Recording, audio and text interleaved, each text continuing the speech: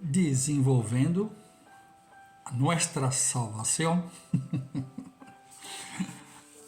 parte 6. Vamos lá? Abra, ligue a sua Bíblia em Romanos, capítulo 6, versículo 22, tá? Vou ler para comentar. Mas agora, libertos do pecado e feitos servos de Deus, tendes o vosso fruto para a santificação e, por fim, a vida eterna. Ok? Então, está aí, carta de Paulo aos Romanos, capítulo 6, versículo 22. Agora vamos conversar um pouco sobre esse versículo, né? A primeira coisa que eu queria falar aqui, mas agora fostes libertos do pecado e feitos servos de Deus, tá? No original tem duas palavras para servos, tá? E é bom que a gente saiba diferenciar isso, porque aí você vai ver a tua mentalidade, tá? Ah, eu sou servo de Deus, eu sou servo de Deus, sou servo de Deus. Então a gente tem que ter um pouquinho de entendimento sobre isso, né?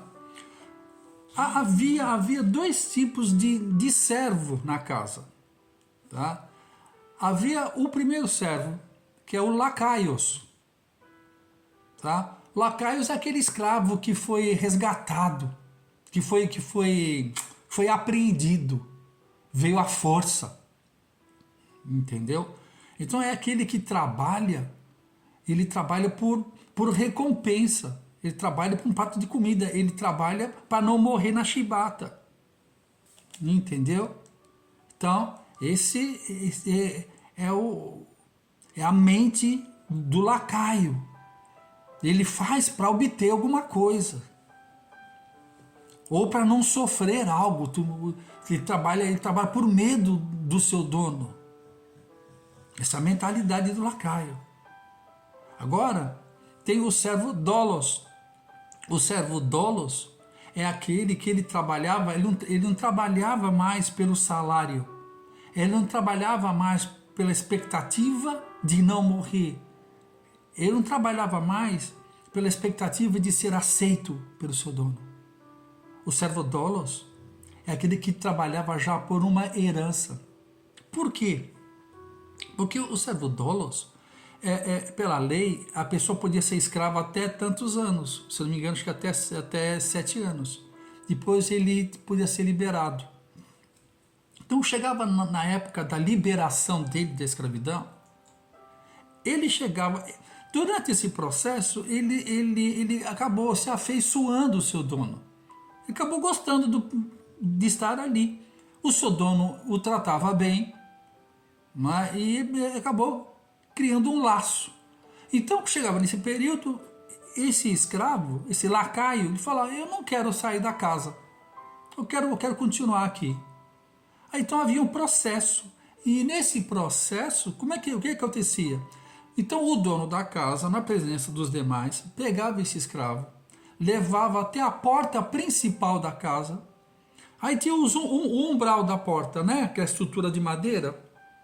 Aí chegava aquilo, pegava o escravo, pegava a orelha dele, colocava lá no umbral da porta, daquela parte de madeira, colocava ali. Aí com uma sovela, como se fosse aqui no Brasil a gente chama de um prego, o mesmo, aquele que foi pregado nos pés e nas mãos de Jesus, a gente chama sovela, tá? Pegava aquela sovela, aquele prego grandão, e colocava ele aqui na madeira, colocava ele aqui e pum, batia. Conforme batia, fazia o buraco. A mulher sabe bem disso, né? O buraco do brinco, né? Aí aqui colocava-se uma argola. Se eu não me engano, acho que era até uma argola de ouro, uma coisa assim. Então ele recebia essa marca.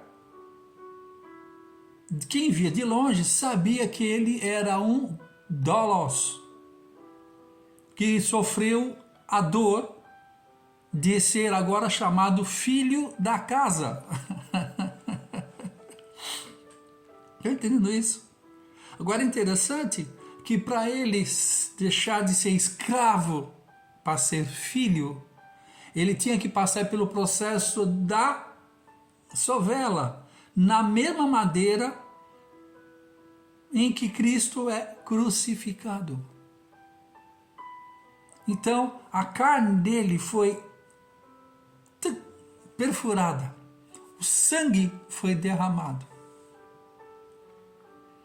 Então, hoje, o que eu mais tento ministrar aos irmãos, não fique na casa de Deus, que a casa de Deus é você, não fique lá na igreja, não seja no mundo alguém com a mentalidade de um lacaio.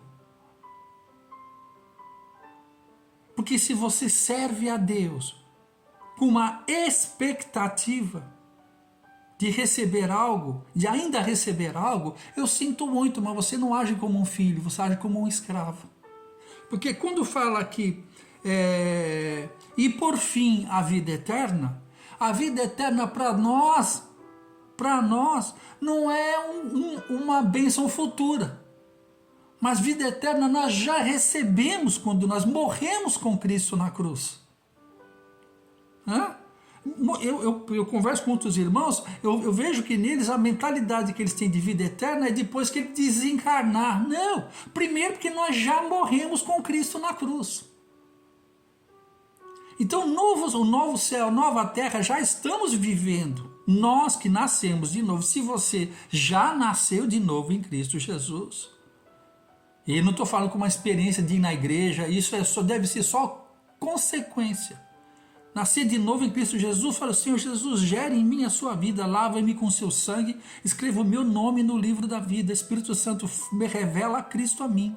Isso é a obra, isso que é o novo nascimento, que você faz instantaneamente, não tem nada a ver com mão de homens, mas é o Espírito Santo de Deus gerando em nós a vida de Cristo. Então, nesse momento, eu já recebo a vida eterna. Que a vida eterna não é um amanhã para sempre, é um hoje que nunca acaba. Está entendendo? É por isso que fala no dia que se chama hoje. Eterno não teve nem ontem nem amanhã, é hoje. O eterno é hoje, o amanhã é hoje, 10 mil anos atrás é hoje, 10 mil anos adiante é hoje. Que nós estamos no nosso tempo cronológico. Nós vamos estudar isso mais para frente, tempo cronos, kairos, aion e olam de Deus. Deus existem 4 tempos. Geralmente a igreja só conhece 2, o kairos e o cronos, né? Mas existem mais 2 tempos em Deus, para a gente saber lidar com eles, tá? Mas hoje, vamos ficar aqui com Romanos 6, 22.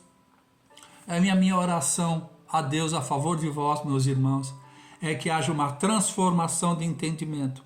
Não andemos mais na terra com a mentalidade de servos lacaios. Deixa de ter lacaio. Seja um servo doulos, um filho comprado, aceito, a casa, o coração do Abba Pai nos recebeu. Por causa, hoje, Cristo, que é o nosso irmão mais velho, foi na cruz e fez aliança eterna para conosco. Olha que maravilha.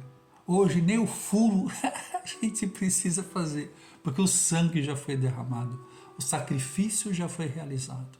Então hoje, quem está em Cristo, dolos es, kainon es, nova criatura. Não é um ser melhoradinho. Nós não fomos perdoados, nós somos regenerados e transformados de uma natureza para outra natureza. Isso que é visível não interessa para Deus. Porque tudo que é visível, mensurável, palpável, Deus não trata. Deus, ele é espírito e trata de coisas eternas. Deus quer tratar conosco das coisas eternas. Ok?